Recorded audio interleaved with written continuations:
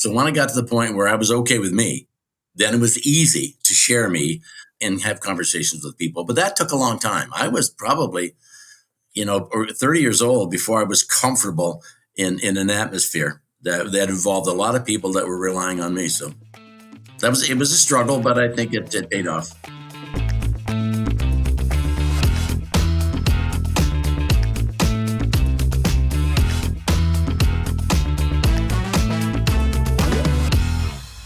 Welcome to AudioLife, the podcast where we tell your story in your voice.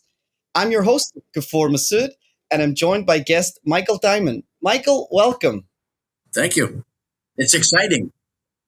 Oh, glad to have you. Glad to have you on board. Now, Michael, you've had a very interesting life with adventure growing up in Chatham before living abroad in Mexico and then Arizona. You have a daughter and 2 stepkids, 6 grandkids. You've been a storyteller quite literally as an author and also an accomplished martial artist. And I hear these days you enjoy spending time on the golf course. We'll get into that and Not today. much more during. Not today. It's a little Maybe cold. We'll get into that and Okay. much more during your AudioLife memoir today. But let me start by asking you, where were you born, and is there a story behind your name? Well, that's a good question. I was born in Chatham, Ontario, Canada on the 15th of November, 1943. My grandparents, my paternal grandparents came from Biddeford, North Devon in England. And I can't recall, well, maybe my mother's mother came from Epping, east of London. But my mother was born in Canada and my father born in Biddeford.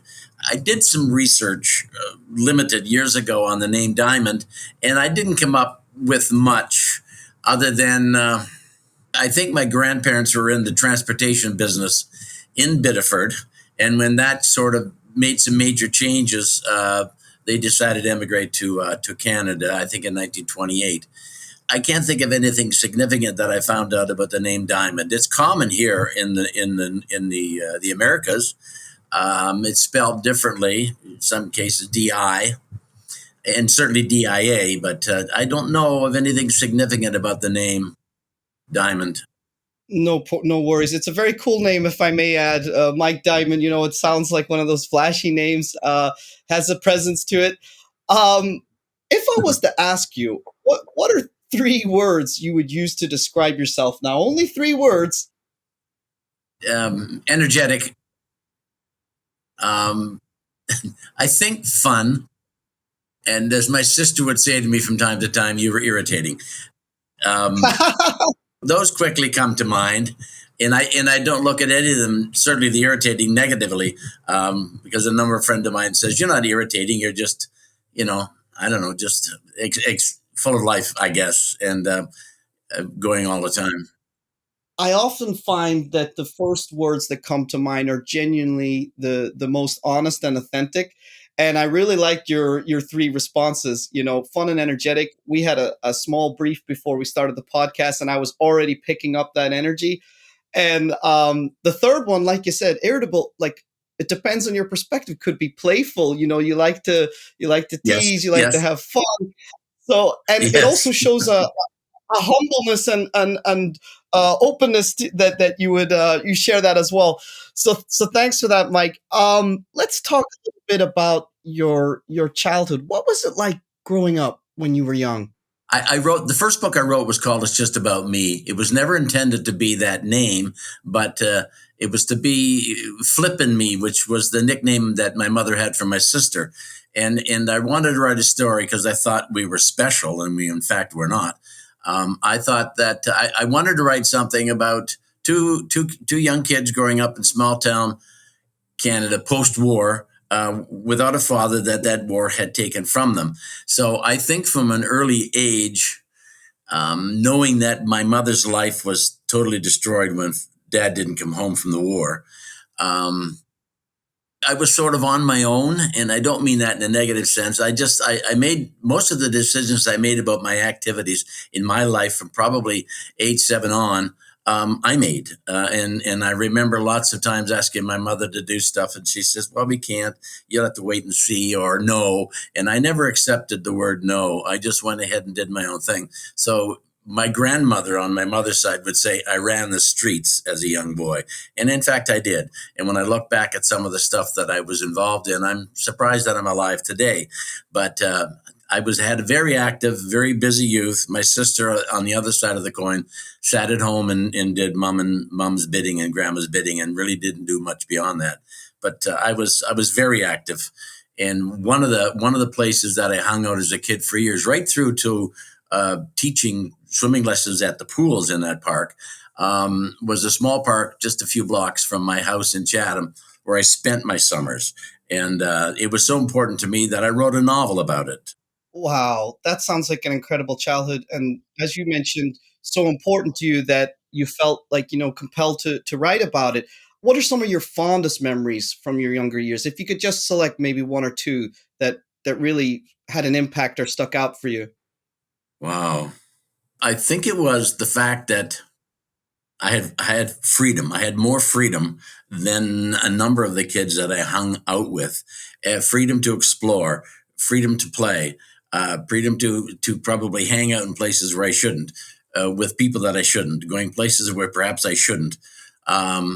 So I think I had more freedom than any of the kids that I hung with had, and I always said that's why I get that think I thought I was special is there was three boys in particular that I hung around with in Chatham who had a father in the family, and I did not. And I always referred to the father as the louder no in the family, for things that the kid wanted to do or I wanted them to do. My mother would say no, and I would ignore or do the other stuff. These boys, if their mother said no and they decided to go, Dad's louder no would keep them in the house. So I think freedom, that would be something that I had as a young boy, that I took advantage of, I guess, not knowing that it could be dangerous from time to time. But it sounds incredibly fun nevertheless, and, It was fun. It was fun. I had a wonderful youth. yeah, when you say about the louder no and so on, I also can relate to that. And it's like, okay, I'll chance this, but maybe the parent says no, and then you go, okay, they really mean business. I'm not allowed to do that. But an Yes. unrestricted, free childhood sounds amazing. Would you say that that freedom and that ability unrestricted influenced who you are today, perhaps? Oh, I think it had to. I think it had to. And I'm not knocking my sister, who I love dearly. She's 18 months older than me. I think about what she didn't do. Like she was a homebody. She really, really didn't leave the area. Had a couple of children and stayed there.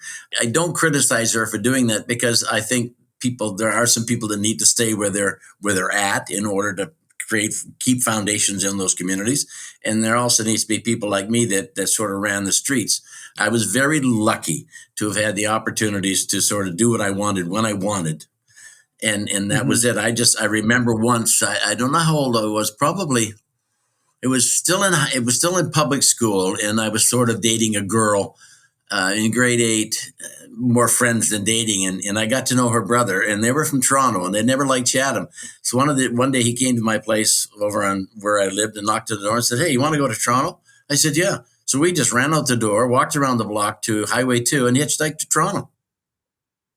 Simple as that. You don't do that kind of stuff today, but in those days, you did. I hitchhiked a million places, and you never even thought of it. You just went out to the road. You didn't have any money. Probably didn't have a hat or sunglasses or a jacket. Away you went. And that's what I did in many instances. I just did it. And it's things that you wouldn't do today, but we did then. So I had a ton of freedom, and a ton of freedom, and a couple of kids, a couple of boys that I knew that had similar freedoms, but not anywhere near what I had. Not quite to the same level. And that actually was my next No. question. I was going to ask, like, could you share an unforgettable adventure or a mischievous act from your younger days? Maybe something specific that you feel comfortable sharing with. But hitchhiking across to Toronto is an example. But maybe you have one off the top of your head that you recall that was particularly unforgettable, or maybe a little bit mischievous. The one that's unforgettable, and I told that story in the first book I wrote. It was the winter, maybe heading towards spring in March, and I lived by the River Thames in Chatham, and that was one of our play spots. And I had some friends that lived right on the bridge that crossed the river, at least that in that part of the city. And one day we decided we were going to go skate on the river. So myself and my friend and his two sisters went down to the river's edge, put our skates on, and skated the edge of the river west out of town, probably 3 or 4 miles, to where they were building a bridge that wasn't completed at that time. So we were skating and laughing and skating and laughing, and we got near the bridge. And every once in a while, when you were on the ice on the river in those days, the ice would settle and adjust, and you'd hear this crack and boom that would echo the length of the river. That was usually pretty scary, but when you understood what was happening, it really didn't bother you that much. But it's a few loud booms started to happen when we got close to the bridge. So we decided, and we saw that the ice had thinned out. We decided to go in and go up on land. So I went up first or second, and then my friend went up, and then the younger sister went up, and then the older sister started to come up, and then the ice gave way, and she went straight down into the ice cold Thames River. But she managed to claw her way to the edge, and we managed to get in the water a bit and grab her and pull her out. So I think if we hadn't have been there, or she'd have been another 10 steps, 5 steps behind us, she may have gone down and not come up. Then we spent the next few minutes trying to dry her out and come up with stories, which would have been lies, to tell her parents when we got back home, because we had about a 5 mile walk back into town, carrying her skates, her soaking wet, with icicles dripping off her nose. So that was kind of scary but adventurous all at the same time. There's a few other stories in the book that I can relate to. But that was one that always jumps up because it had the potential for disaster, but we lucked out. Wow, that both sounds terrifying, but also unforgettable, as you say. I mean, Right, the fact right. that it has a positive end, you were there for her, you were able to help her out, and I love the fact that you were thinking, okay, what are we going to tell our parents now? Walking back to town, That's soaking exactly it. We had to come up with a good wet. lie. Because if we Oh, I told love them the that. truth, we would probably all be in trouble. So I don't know what they told. I don't know what they told their parents because I had nothing to do with it when we got home. I lived just across the street and down a bit, and I went home. Simple as that. Oh, great. And you know what? I've never experienced that sound, the boom sound you talk about with the crack Yeah, on the yeah. lake. But it sounds truly chilling for me, especially somebody who doesn't understand, this is a common effect with nature. I would just be thinking, In the okay, the river, on ice the is river. Yeah, breaking, falling. What am I doing? yeah. Uh, so you were quite courageous, I would say, at that age. We're a little bit silly. I believe so. Um, just stepping on a little bit towards your career, you mentioned, you've been writing and you're an author, and we'll touch on that a little bit. But I am curious, what was your first job and how did you land it? Full time or part time? Either or, your choice. Well, I once I got when I was a kid. Once I got to the age where you could sort of, I don't know, you were reasonably tall enough, strong enough, 13, 14, 15. It was common in Chatham in the summertime to work in the fields, whether you were picking cucumbers or tomatoes, or working in the fields detasseling corn, that kind of stuff. That was probably my first jobs, and probably about the same age. I had two paper routes in Chatham. I delivered the local news, Chatham News, and I also delivered the London Free Press at the time. So I had an early morning paper and a late after dinner paper in addition to, and that was most of the winter. In the summertime, I think the more exciting jobs were the ones in the fields because you could work 2 or 3 weeks, maybe make what was a lot of money then, $30, $40 to take back to school, and you were a rich guy. So I think in terms of my first jobs would be working in the fields in the summertime around Chatham because that's that whole neck of the woods. This farm country, pure and simple, beans, corn, tomatoes, got it all.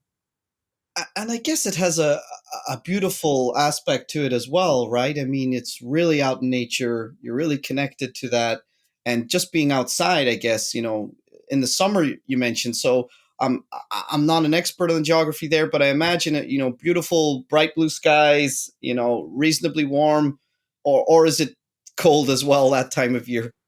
That neck of the woods is around the Great Lakes in the summertime is hot and humid, very humid. Uh huh. Uh huh. So that I can understand why that sticks out, and one of your first part-time jobs. As you grew in your professional life, what were some of the challenges you faced? And you can select a different phase of your career, but maybe something that stuck out that you faced that you had to overcome. I think that the challenge that I had, and there's lots of reasons in my mind that supported that challenge, but I think the biggest challenge I had starting from a very young age was I really struggled to engage in conversations and making friends as a kid.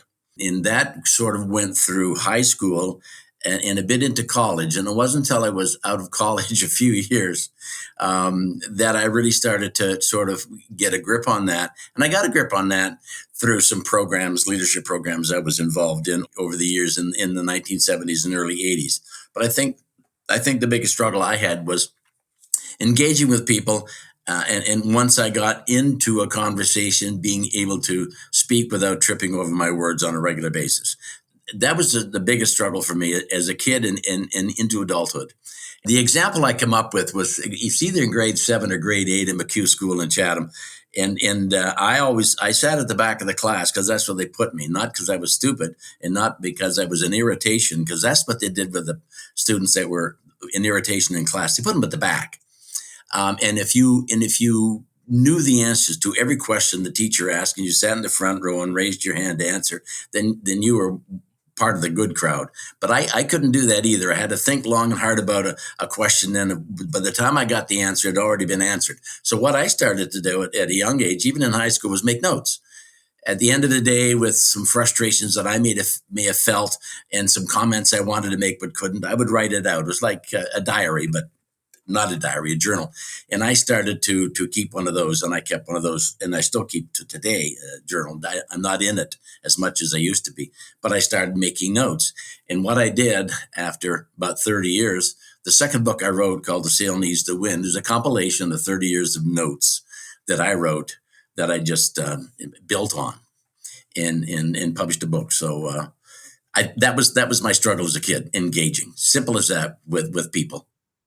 And I went into the people Wow. business. So To tell you the truth, Michael, I would not have guessed that based on our conversation, our limited conversation we've had today. It seems like it's effortless and with ease that you engage with other people. So that's really interesting. That's something that you actually had to develop and work on from yeah, child to I adulthood. had to So work on that very hard. I think when it wow. came to the point that I said, okay, this is you, accept yourself as you are and go ahead. So when I got to the point where I was okay with me, then it was easy Mhm. to share me and have conversations with people. But that took a long time. I was probably, or 30 years old before I was comfortable in an atmosphere that involved a lot of people that were relying on me. So it was a struggle, but I think it paid off. I think that's a really insightful value there as well, because I have quite a few friends that are they would classify themselves as very introverted and maybe a little bit socially awkward and so on. But one thing you mentioned there was getting comfortable in your own skin, accepting who you are, Yep. gave you the ability then to be able to express and share that more easily. So I think that's very insightful. And certainly something I that think I'd be. before that, you're trying to be something you're not. Hmm. And if you're trying Hmm. to be something you're not, you don't know how to do that because you're not it.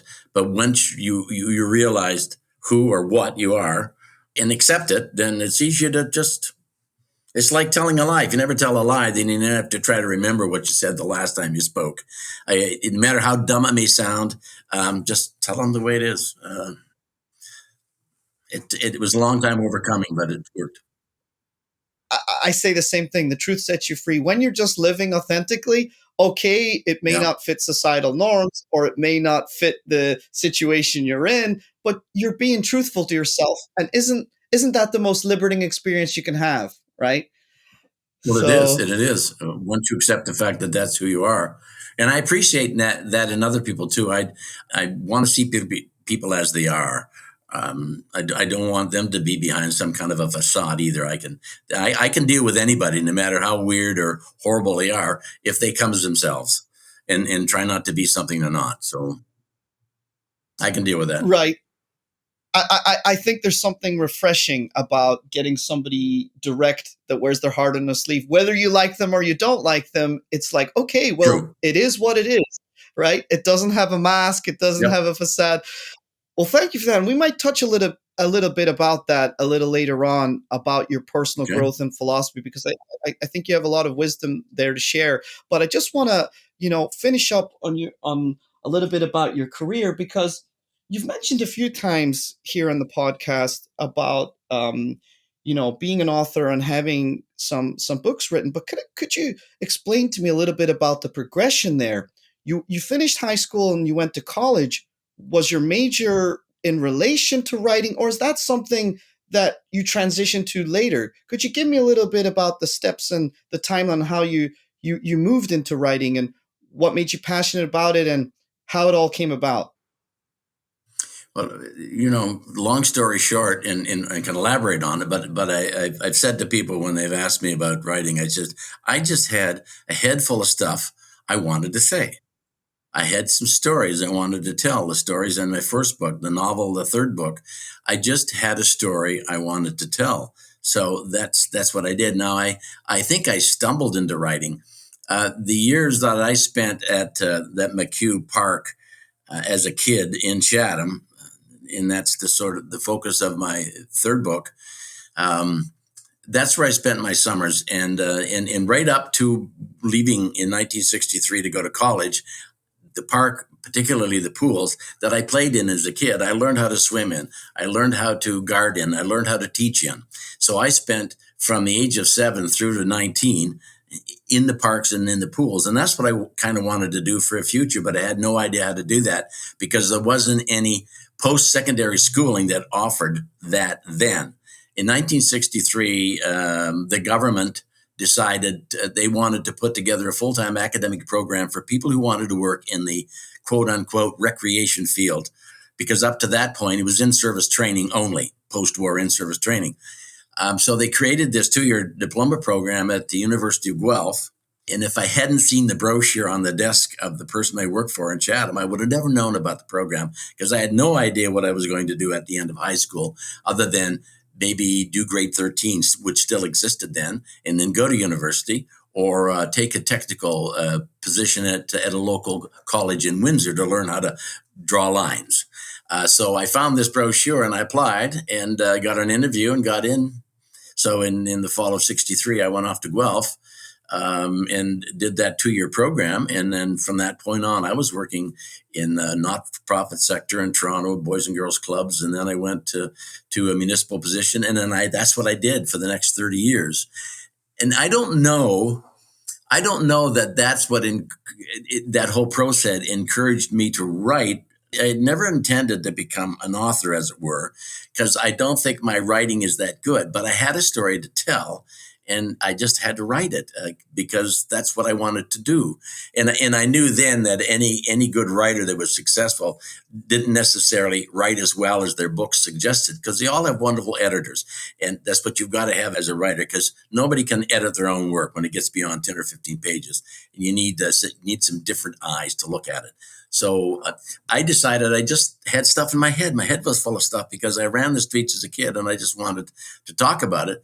Certainly the third book, The Sail Needs the Wind, because there's some stuff in there that represented how I thought and what I did.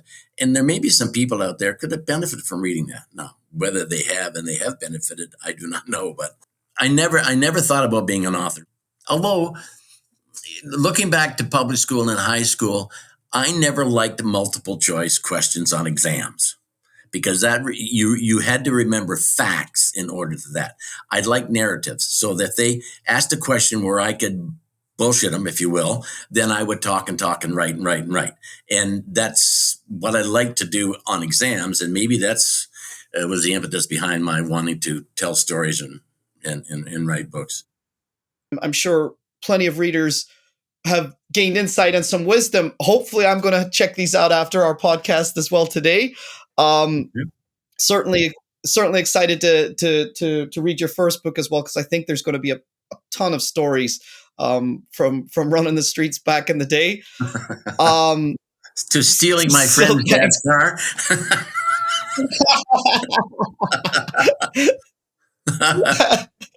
Crazy. I was a little bit mischievous as well, so I hope to relate to some of these tales, Michael. Just a bunch of dumb stuff that 10-year-olds do. And now for a word from our sponsors. Ready to share your stories and life philosophy, or capture those of a parent or grandparent? Or maybe a corporate package is right for you to build connection across your workforce and add value to your clients. Visit audiolife.io today to learn more. Our listeners will get 10% off using discount code GIFT10 and order number AudioLife Podcast. AudioLife, where memories find their voice. It sounds to me that these experiences, they're always more fun when you're sharing them. And I imagine that you had some great friendships that shaped your journey. Could you expand a little bit about that? Yes, there were a number of guys I hung around with, I guess, in Chatham. But once I left, that was gone. And people that I became close to at college, as a matter of fact, and I'm still very, very close with a couple of dear friends from college that I was with the other day that date back to 1963. But there was 4 boys that I hung around with in my neighborhood, and it's difficult to describe the relationship. I think I sought out some friends that would provide me with a little legitimacy, if you will. I wasn't the leader, I was a follower. So if I found a friend that did some stuff or had some stuff that I could become a part of, then I felt like I was a part of something. Because I know if I had to do stuff that suggested, I would say to guys, okay, let's go do this and we'll do this and this. I never could do that because I never could think of anything and say it the way I wanted to say it when I was with these guys. But if some of them made the dumbest suggestion, I'd be on board. And then maybe I could be a bit of a leader, because we would run east on the River Thames up the beach and then swim in the dirt, east of town, and on a couple of occasions almost drown. And as I said, I hitchhiked to Toronto. I went with another friend up north. He needed to get a job, and I had the summer off. So I went with him up north to sell magazines from door to door. And then the local enforcement didn't like that. So after 2 or 3 days of that, I just hitchhiked back home. But these guys, as much as anything, and I worked for a gentleman like this back in the 60s.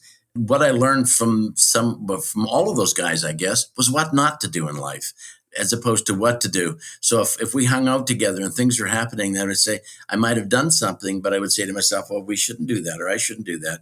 And I think that affected my decision-making later on in life, where I can learn as much from somebody that has no leadership qualities, that may say and do things that I don't agree with, but it's nice to know that maybe you shouldn't do all these things, and that may help you find a better way to do stuff.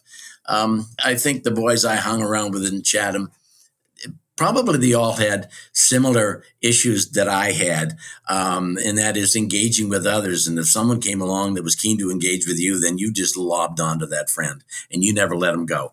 And if they had something more than you did to offer you, you got involved with that too. So we all have friends in life that are hangers-on. I think I was a bit of a hangers-on. If I found somebody that would tolerate me, then they would be friends. And it didn't matter what we did, probably, or where we went, we became friends. And I had 2 or 3 of those in Chatham. And when I left, that whole notion, that whole idea, that whole way of thinking kind of went away.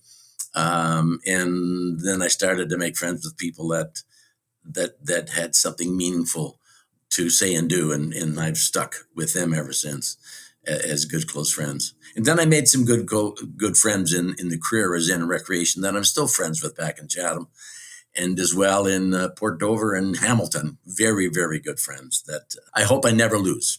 Lost some of them, but I share something similar. I grew up in Ireland and I had a lot of friends that we say ran about with, yeah. hang out in the streets with. And they're friends in that moment. And like you said, maybe when you leave, it becomes a little difficult to, or you've changed or their mindsets have changed. So I can completely get that. But I love that you have friends across various places that you're still very in touch with and close with. But is there a special person who has made a significant impact on your life? There's different life spaces, and in those different life spaces, there are people that play significant roles. I have a daughter who's recently turned 55. When I say 55, I have a daughter 55. I say, oh no, she's only 5. She's just this big. She played a significant role in my life simply because I think from an early age, she drove me nuts. And I still tell her that today, because no matter what I say to her, she would ask a question as a result of it. And if I answered that, she would have another question. And if I answered that, she'd have a subsequent question. So she asked questions regardless of what I would say to her. And we've been close our whole life. So I think, although we didn't really live together, she was a focus for me and still is. I think my sister is as well, because she was the good angel and I was the bad angel. So I think all the stuff that she was and did as a kid, I never wanted to do or be. And I think that was good because we were opposite sides of the same coin. And I think that was a good thing for me. And I think my current wife, who I've been with for since the mid 80s, and we got married in 2007 because we were leaving to go to America. And I don't think America believes in common law relationships. So in order for us to succeed down there, certainly when it came to healthcare, we should be married. So we got married in '07, and it was the best move I ever made, because we'd already spent 2 years together in Mexico and working for the same company for a number of years. And when we had a chance to head south to Tucson, it was just great. It was just great. So she's been significant. Very significant in my life because she doesn't pull any punches when it comes to pointing out some stuff about me that needs to be pointed out and perhaps needs to be resolved. So I think my current wife, Mary, who is downstairs in this hotel in a meeting right now, is good. And through her, I've met some wonderful people in the business she works. So it's just been a hell of a wonderful ride since the mid '80s, and I've enjoyed it very, very much. And you mentioned your daughter giving you a focus and perhaps the dynamic with your sister growing up as kids. I have to ask, what has been your experience like raising children? My role raising my daughter was long distance because my first wife and I were separated and divorced early when Tanya was very, very young. But I remember when she was born, I looked at her and I said, I'm in love. And she was the greatest thing that ever happened to me. And that's not changed. But I had to work very hard to keep that relationship going, harder than somebody that may be living in the same house. And I think it's worked. And I think we've become much closer. And I know she said to me that the values I hold in my life I got from you. Nobody else. I got them from you. So that makes you feel good as well. So I think different aspects of my life she affected, and different aspects of my life that my current wife affected. And of course, Mary has 2 growing kids as well, a boy and a girl, and I've had a chance to influence them from the age of them being toddlers up, and as much as they've influenced my life. Just wonderful, wonderful, wonderful people. I love that intergenerational exchange, that you both depart wisdom and you can also learn from as well. And it's a continuous process Yes. with your loved ones. You've lived through various decades, witnessing historical events and changes. Which events had the most impact on you, or things that really stuck out for you? The Second World War, in many respects, didn't stick out for me, but that took my father from me, who I never knew anyway. So I think it's easier if you lose someone you've never known than someone you've had a life with and then lost. I think that's a heavier burden to carry. But I think the results of that war, in me having to be on my own or choosing to be on my own, was a significant event. I don't think it affected us directly in Canada, but 9/11, I think, affected everybody in the world. And the thing also, the COVID year or two was bad. And I think that North America and the world, that was the first time they've had to deal, well, North America, let's say Canada, United States, something as impactful as that they had not dealt with since how they dealt with World War II. But it was a different challenge. And everybody was guessing and everybody was criticizing everybody else's guesses. Particularly, we criticized the government, but they never faced this before either. And in addition to facing that problem, they had to face the criticism that came from the street. So I think COVID, 9/11, World War II were significant events that I think did affect my life. I think in a very, very, very general sense, it affected life in general, and you had to deal with that as it came your way. Absolutely, and I can certainly say for 9/11 and the COVID pandemic, they were, global events, and I think Oh they yeah, they affect, affected us all in different ways. How about, in a more general sense, societal or cultural shifts that may have changed that you have found most noteworthy?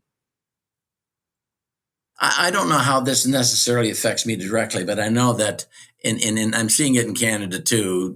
And I don't want to get into politics, but politics have become much more partisan than they ever were before. I remember working in, well, 96, 97. I worked as a returning officer in a poll at an election here in Canada, and I remember people talking about elections earlier than that, where people would make a decision based on what they thought the person could do for them and their community, and they weren't thinking in terms of ideologies in those days. They said, well, this person said he's going to do this, or this person said they were going to do this, and it seemed they have in the past. So let's vote them in to represent our area. And it didn't matter if they were Green Party, conservative, liberal, it didn't matter that at all. They had a job to do, and they were going to do it for that area. I don't see that today. I see people saying, well, they're conservatives, we want nothing to do with them. And I remember my grandmother saying this years and years ago as I was a kid when it came to election time. Well, I'm a conservative. We've always voted conservative, so I'm voted conservative. And I used to shake my head and said, I don't understand that. I couldn't explain it, but I don't understand it. Just because you're doing what you've always done, you're probably just going to get what you've always got. And in some questions, that's not a hell of a lot. So I think that shift to partisan politics, where if you're not on my side of the fence, I don't want anything to do with you, has affected all of us in every aspect of community. Because a lot of communities rely on funding, so from upper levels of government, and I think that does affect it a bit. And this isn't necessarily big either, but I see it too in when I read and listen. There's more people that don't go to church now than there was 50 years ago. And I don't know whether that's a good or a bad thing. I don't know whether they've just decided to find out, about religions, etc., whether God exists or doesn't exist, and have made some decisions on their own. But I think people have pulled away from what I consider a community group, and that is the church. Community group is a religion, the same as the Kinsman and the Rotary. But they all do something good for their community, for their individuals. I just think people are drawing away from to some degree, from I guess the three big monotheisms in society, and sort of being on their own in a religious context. One other thing that's maybe small, if I got in trouble at school when I was a kid, then that was my fault. And if I got to telling my mother that I was in trouble at school, she would want to know what I did. And if I did something that I probably shouldn't have done, then I was on the bad side of her too. I see a lot less of that today. I see if somebody gets in trouble at school, then it's the parent, and it's the teacher's fault. If you try to tell a parent that your kid's bad, they're not going to buy that. So I'm thinking that the educational system is really facing a huge challenge today. And I think that does affect some parents in their decisions around their participation in the educational system. And sometimes too much participation on the part of parents isn't necessarily good, but I think participation on the part of parents is very important to understand where their kids are going. Now, I know my sister and I didn't have a lot of that when we were young, because I think when my dad didn't come home from the war, it sort of killed my mom, and we were sort of on our own. In other words, some examples are nobody ever read to us as kids. Nobody ever asked how school went today. Can I help you with your homework? Are you doing anything exciting? That never happened in our lives, not at all. And I think that's I think that that had a bit to do with my inability to be able to engage in conversations with kids and make friends. But hey, whatever. And that just reminds me, I've had another manuscript in the drawer, as it were. I kind of think that every boy out there, not every boy, but lots of boys all over the world had a girl next door, and every girl had a boy next door. And I know where I lived, there was a girl next door that wouldn't look at me. She was a bit of a friend to my sister because she was a little bit older, but she wouldn't pay any attention to me. And so I decided I wanted to write a book about the girl next door who wouldn't look at me, and then try to figure out a way to get her to even acknowledge my existence. So, well, certainly I'm a guy who can relate to having a girl next door that didn't know I existed. But I had one. I think all guys can relate to that element as well to some degree. If you like what you heard today, consider recording your own AudioLife private podcast or giving one to a loved one for a unique and memorable gift. Today, AudioLife listeners will receive 10% off using discount code GIFT10 and order number AudioLife Podcast. Also, remember to rate our show and subscribe so you'll never miss an episode.